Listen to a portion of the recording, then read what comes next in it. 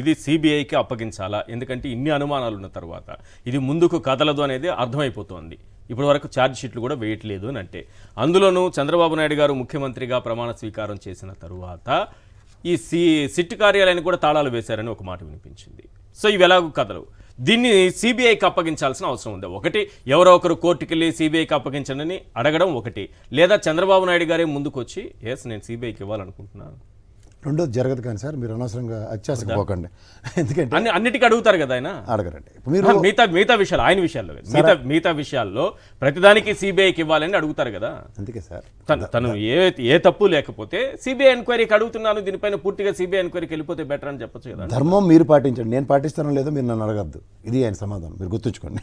ఇంకోటి ఏంటంటే, ఆయనది మీరు ఆద్యంతం ఆయన టోటల్ కెరియర్లో ఆయన మీద ఎన్ని కేసులు ఫైల్ అయ్యాయో, ఎన్ని ఛార్జ్ షీట్లు ఉన్నాయో, ఎన్ని అవుట్ ఆఫ్ ద వే ఆయన ఒకరోజు కూడా కోర్టుకి వెళ్లకుండా ఎలా ఇవయ్యో నాకు తెలిసి అక్కడ బాబ్రీ కేసు తప్ప ఇంకేదైనా ఎస్టాబ్లిష్ అయింది మీకు తెలిసింది ఒకటి చెప్పండి. అది ట్రాక్ రికార్డ్. ఈ ట్రాక్ రికార్డులో ఫస్ట్ అవర్ టైం ఆ మొనాటమీని బ్రేక్ చేసింది జగన్మోహన్ రెడ్డి గారు. మోర్ ఓవర్ నేను ఇందాక నుంచి మొత్తుకుంటుంది కూడా ఒకటే ఒక విషయం, వీళ్ళు మోడస్ ఆఫ్ ఆపరెండా మీరు ఎప్పుడైతే ఆ శ్రీనివాస్ గారికి రెడ్ కార్నర్ నోటీస్ ఇచ్చినానికి రెడ్ కార్పెట్ తీసుకొచ్చి హెడ్ మాస్టర్ గారిలా గదమించి ఇంకెప్పుడు ఇలాంటి అల్లపరలు చేయకు అని రీస్ట్రేట్ చేసి మొత్తం పాత జీతభత్యాలు కూడా మీరు ఏదో ఇందాక ఉద్యోగం తీసారన్న పాత రెట్రాస్పెక్టివ్ ఎఫెక్ట్తో మొత్తం జీతభత్యాలు ఇస్తూ కూడా ఆయనకు ఉద్యోగం రీఇన్స్టేట్ చేశారు. ఇక్కడ మీరు నేను కాదు సార్, గౌరవ న్యాయస్థానంలో ధర్మం ఎక్కడో దగ్గర ఏదో పాదం మీద నిలబడి ఉంటుంది. ఈ క్రానికల్ ఆర్డర్లో వీటివన్నీ పరిగణలో తీసుకున్నప్పుడు గౌరవ న్యాయస్థానమే ఒక దగ్గర బ్రేక్ ఈవెన్ ఉంటుంది. ఖచ్చితంగా మీరు చూస్తానండి, అది ఇది గ్యారంటీగా ఇది సిబిఐకి రెఫర్ చేయబడుతుంది. ఈ లోత్రా గారు వచ్చి గ్యారంటీగా నేను వ్యవస్థను నమ్ముతా సార్.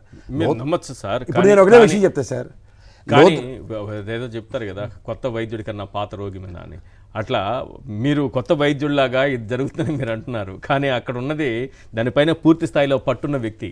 సార్ మీకు వెనకడికి ఒక సామెత ఉంటుంది, పంతానికి పోయి పాపను కన్నారని. అలా వీళ్ళు పంతంకి పోయి 17 విషయంలో పెద్ద 54 రోజులు పైన జైల్లో కూర్చోబెట్టారు. పాయింట్ 1 అప్పుడే వాళ్ళ సంగతి తెలిసిపోయింది సార్. మెరిట్ గ్రౌండ్స్ కాకుండా మెరిసీ గ్రౌండ్స్తోనే బతుకు తెల్లారుతుందని.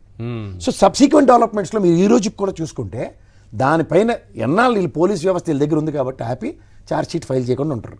కానీ ఇవాళ కాదు రేపైనా ఎప్పుడో దగ్గర ఛార్జ్ షీట్ ఈ లోపల కేసులు కొట్టేసేటటువంటి అవకాశం కూడా ఉంటుంది. ఎలా కొట్టేస్తారు సార్ 5 ఏళ్లలో మాట ఎలా కొట్టేస్తారు ఏమో దాంట్లో నాకు తెలియదు, కానీ బాలాగారిని అడుగుతాను. బాలాగారు అక్కర్లే, మనం కూడా చెప్పాలి. కేసులు కొట్టేసుకునేటటువంటి అవకాశం సార్ ఒకటి చెప్తారు సార్, వీక్ చేస్తారు సార్ దాన్ని. ఏముంది సాక్షులు, బలమైన సాక్ష్యాలు. నేను చెప్తుంది అదే సార్, ఈయనకి జిఎస్టీ కౌన్సిల్లో ఏదైతే డీవియేషన్ ఉన్నది ఫస్ట్ ఐడెంటిఫై అయింది డిజిటెక్. మీరు మళ్ళీ చూడండి ఇన్కమ్ ట్యాక్స్ వేరియేషన్స్, ఎందుకంటే చంద్రబాబు గారికి లోకేష్ గారికి ఎవ్రీ ఇయర్ మేము ఐటీ రిటర్న్స్ ఫైల్ చేసామని అనౌన్స్ చేస్తారు చూడండి.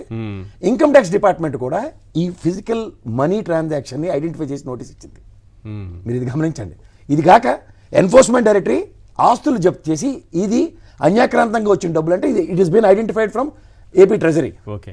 సో ఈ 3 విషయాల్లో ఎక్కడి నుంచి ఎవరిని మ్యానిపులేట్ చేస్తారు?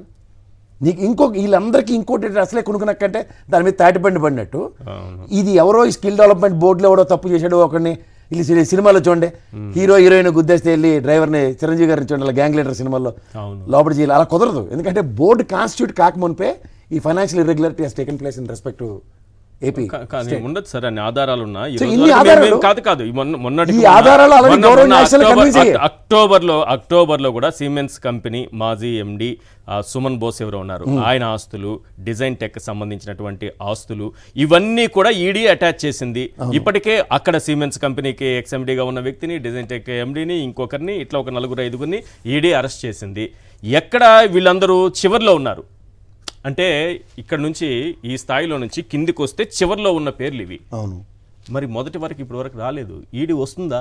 ఉన్నది సార్, ఈడీ వస్తుందా సార్? ఇక్కడ మీరు ఈ అడవుల్లో ఇక్కడ ఇంకా కిందనే ఆగున్నారు సార్, చివరి మెట్టు దగ్గర ఉన్నారు. ఫస్ట్ మెట్టు దగ్గరకు రావాలి, వస్తారా అసలు? అదే సార్ గొప్పతనం వ్యవస్థ. బ్యూటీ ఆఫ్ డెమోక్రసీ ఎలా ఉంటుందంటేనంటే, మీకు ఇందులో ఈ కింద పట్టుకున్న ఈ 3 గిలక్కాయలను ఒకటి ఎప్పుడు కింద మారిపోవడానికి రెడీగా ఉన్నాడు ఎనీ టైం. అది ఇప్పుడు మళ్ళీ ఏమవుతుందో తెలియదే. ఎట్టి పరిస్థితులు నేను చెప్తుంది సార్, ఇవన్నీ నేను మీరు కాదు, గౌరవ న్యాయస్థానంలో రికార్డ్ అయ్యి ఉన్నవి. ఓకే, ఇవాళ అవుట్ ఆఫ్ ద బాక్స్ ఎవరెవరో ఏదేదో చెప్పేసి కాంట్రాడిక్టరీ అనుకుంటే చాలా తప్పు.